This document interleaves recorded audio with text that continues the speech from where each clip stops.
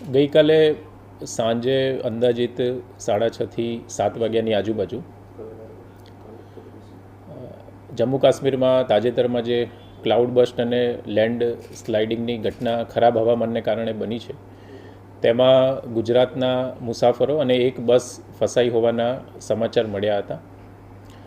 ઘટનાની માહિતી મળતા તરત જ માનનીય મુખ્યમંત્રી શ્રી ભૂપેન્દ્રભાઈ પટેલ દ્વારા જમ્મુ કાશ્મીર પ્રશાસન સાથે સંપર્ક કરી અને પ્રવાસીઓને કોઈપણ જાતની અગવડ ન પડે અને વહેલામાં વહેલી તકે ખરાબ જે વાતાવરણમાં ફસાઈ ગયા હતા ત્યાંથી કાઢવા માટેની સીધી સૂચના આપવામાં આવી હતી. અને અત્રેના ડિસ્ટ્રિક્ટ કલેક્ટર કચેરી બનાસકાંઠા તથા ગૃહ વિભાગ સતત જમ્મુ કાશ્મીર પ્રશાસન સાથે સંપર્કમાં જે મુસાફરો ફસાયેલા હતા તેમના માટે કામગીરી ચાલી રહી હતી.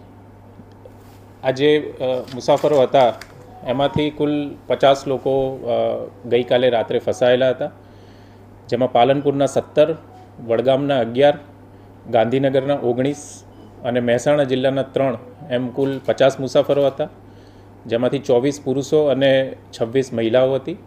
50 મુસાફરોમાં એક 8 વર્ષનું બાળક પણ હતું અને 50 મુસાફરો પૈકી 27 સિનિયર સિટીઝન હતા.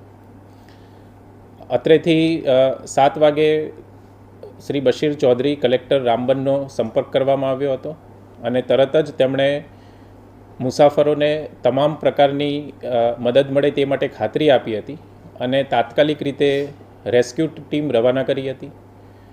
પરિસ્થિતિ ત્યાં આગળ થોડી ખરાબ હતી એટલે અંદાજિત 6.5 કિલોમીટરના અંતરેથી રેસ્ક્યુ ટીમનું વાહન જઈ શકે એવું ન હતું.